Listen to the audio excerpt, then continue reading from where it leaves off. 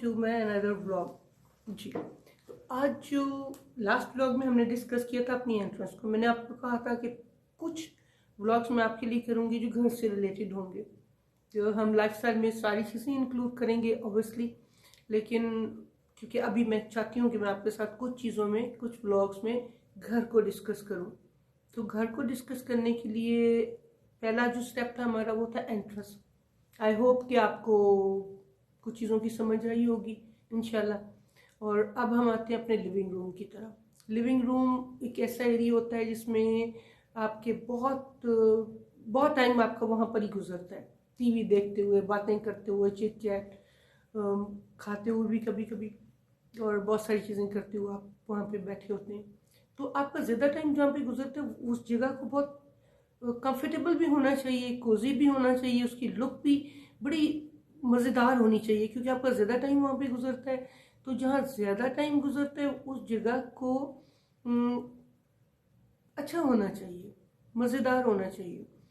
और उसके लिए आपको कुछ चीज़ों को ध्यान में रखना होगा, और वो ये है कि आप छोटे छोटे टिप्स हैं जो मैं आपको देती हूँ। और वो ये है कि आपकी जो वॉल्स होती हैं कभी भी ब्लैंक नहीं होनी चाहिए। उसके अंदर कुछ ना कुछ फ्रेम्स, कुछ एड ऑन, कुछ ना कुछ आपकी इवन फैमिली पिक्स भी हो सकती हैं। बहुत अच्छी जगह है, आप अपने लाउंज में वो लगाएं तो वहाँ पे आपकी फैमिली पिक्स भी हो सकती हैं, आपकी आर्ट पीसेस भी हो सकती हैं, आपकी कोई पर्सनल कुछ भी हो सकता है जो आपकी चॉइस हो सकती है, वो भी आप हैंग कर सकते हैं। लेकिन एक चीज़ के वॉल्स को ओवरलोडेड मत करें और वॉल्स को बहुत ज़्यादा ब्लैंक न रहने दें, क्योंकि वो अच्छा नहीं लगता, वो वेलकमिंग भी नहीं लगता, वो कोजी भी नहीं लगता, और वो इंटरेस्टिंग भी नहीं लगता। तो अपने घर को इंटरेस्टिंग बनाने के लिए कुछ फ्रेम्स, कुछ आर्ट वर्क, छोटी छोटी बहुत सारी चीज़ें होती हैं जो आप उसके अंदर ऐड करेंगे तो वो ज़्यादा अच्छी लुक देगा। कलर्स को फोकस में ज़रूर रखें, वो चाहे वॉल्स के कलर हों और चाहे आपके फर्नीचर के कलर्स हों या आपके एरिया रग का कलर हो। लेकिन एक चीज़ और भी आप ज़रूर उसका ध्यान रखिएगा कि सब कुछ मैची मैची नहीं होना चाहिए, कि हर चीज़ है तो आप उसको एक ही टोन में कर दें। एक तो वो मैची नहीं होना चाहिए, और एक वो सेम हाइट पे कभी नहीं होना चाहिए। यानी सोफे का भी एक हाइट है, बाकी चीज़ों की भी, लैंप्स की भी एक हाइट है। आपने हमेशा उस चीज़ को बहुत खूबसूरत, इंटरेस्टिंग और मज़ेदार करने के लिए आपने उनको वेरिएशंस देनी है।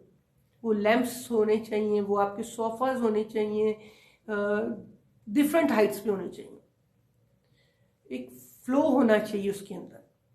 ये नहीं होना चाहिए कि सारी चीज़ें एक ही लाइन में होनी चाहिए। जी, तो इसके बाद जो मोस्ट इम्पॉर्टेंट चीज़ है, जैसे मैं आपको वॉल्स के बारे में बता रही थी, कलर्स के बारे में बता रही थी, तो इसी तरह एक और चीज़ है जो बड़ी इम्पोर्टेंट होती है, जो अक्सर घरों में मैंने ओवरलुक होते देखी है, वो होता है आपका एरिया रग। या तो वो बहुत बड़ा होता है या वो बहुत बड़ा होता है, ये होता ही नहीं है। अच्छा, मैंने बहुत कम घरों में देखा है कि जो एरिया रग होता है उसका साइज प्रॉपर होना चाहिए। यानी उसके लिए डायमेंशंस बड़ी ज़रूरी होती हैं कि आपका जितना एरिया, इवन दो के जब आप शैंडियर हैंग करते हैं, तो मैंने अक्सर बहुत छोटे घरों में बहुत बड़े शैंडियर्स देखे हैं और बहुत बड़े घरों में बहुत छोटे शैंडियर्स देखे हैं। अच्छा, मुझे नहीं लगता कि हमारी बहुत सारे लोग शायद इस चीज़ को कंसिडर नहीं करते या इम्पोर्टेंट नहीं समझते, तो उनको जो चीज़ भी जहाँ से पसंद आती है वो उसको पिक कर लेते हैं और वो पिक करके उसको अपने घर के अंदर ले आते हैं। डोंट यू ट्रस्ट मी कि इवन दो कि मुझे एक दफ़ा कहीं पे जाने का इत्तेफाक हुआ, तो मैं उनके ड्राइंग रूम में गई तो वहाँ पे उन्होंने एक पेंटिंग लगाई हुई थी और मुझे बड़ा प्राउडली बता रहे थे कि ये हमने 15 लाख रुपए की ली है। अच्छा, आप यकीन करें कि आई वॉज लाइक शॉक। वो रीज़न क्या था कि वो 15 लाख की वो जो पेंटिंग थी वो डाइनिंग रूम के लिए नहीं थी, ड्राइंग रूम के लिए नहीं थी, सॉरी, डाइनिंग रूम के लिए थी, क्योंकि उसके ऊपर फ्रूट्स बने हुए थे।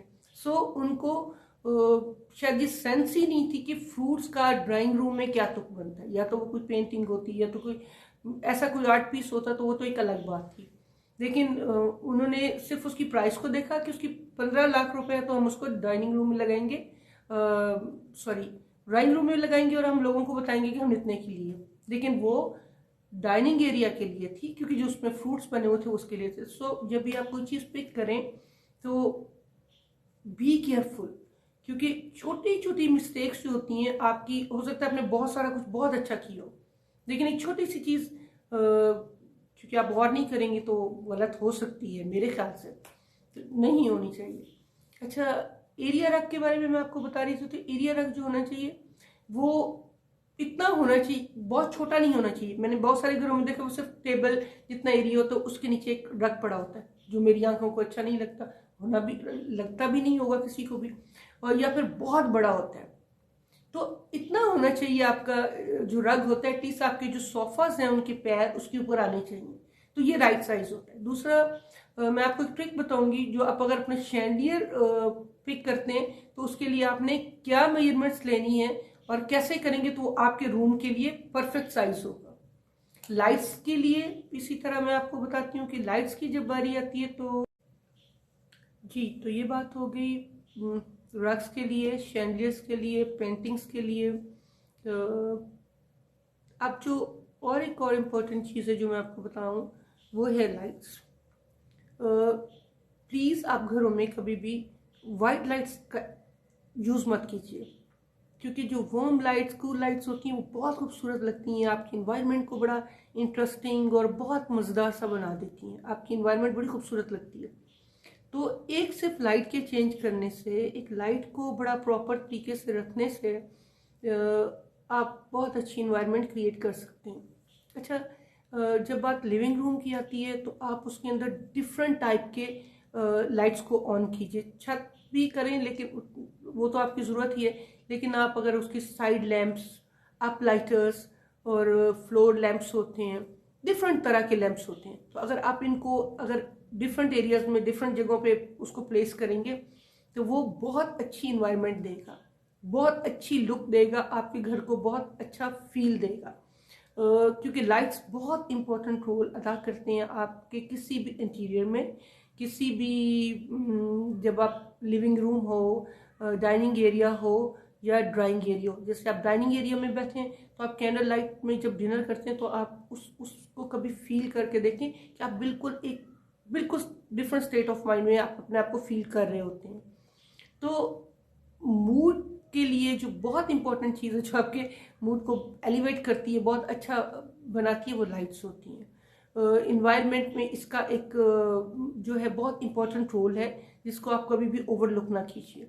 मेहमान जब भी आते हैं आपके लिविंग रूम में या ड्राइंग रूम में या आपका डाइनिंग एरिया है, जब वो खाने के लिए होते हैं तो उस वक्त आप लाइट्स का बड़ा ख्याल रखिए, क्योंकि लाइट्स जो होती हैं वो आपके घर को, मैं इसको क्या नाम दूं कि वो क्या फील देती हैं, करके देखिए, आप खुद बताइएगा कि क्या नाम देंगे आप उसको। ये तो इम्पोर्टेंट चीज़ें थी, शैंडलियर्स, कारपेट्स, वॉल्स। अच्छा, जब आप पेंटिंग्स लगाएं तो मुझे नहीं अच्छा लगता कि आप कुछ भी उसके ऊपर लगा दें, पेंटिंग लगा दें, ये कर दें वो कर दें। लोगों ने कभी कोट्स लगाए हुए होते हैं, कभी कुछ लगाए होते हैं। आप 2 फ्रेम्स लीजिए, साइड बाय साइड लगाइए, साइज़ का बड़ा ख्याल रखिएगा। अच्छा, एक चीज़ जो फ्रेम्स को बताते हुए मैं आपको बता रही हूँ वो ये है कि फ्रेम की हाइट का बड़ा ख्याल रखिए। जो नहीं रखते हैं लोग, वो या तो इतनी ऊपर रखते हैं कि आपको गर्दन ऊपर करके देखना पड़ता है, या फिर आपको इतना नीचे करके देखना, तो मुझे नहीं लगता। एक आई का जो लेवल है ना, जो कांटेक्ट का जो लेवल है, जो आप किसी चीज़ को देखेंगे तो आपके आंखों के लेवल पे होनी चाहिए, ना तो आपको आंखें बहुत ऊपर करके देखना पड़े ना नीचे करके देखना पड़े। तो इन चीज़ों को, छोटी छोटी कुछ चीज़ें, इनका बहुत ख्याल रखिए, तो घर बहुत खूबसूरत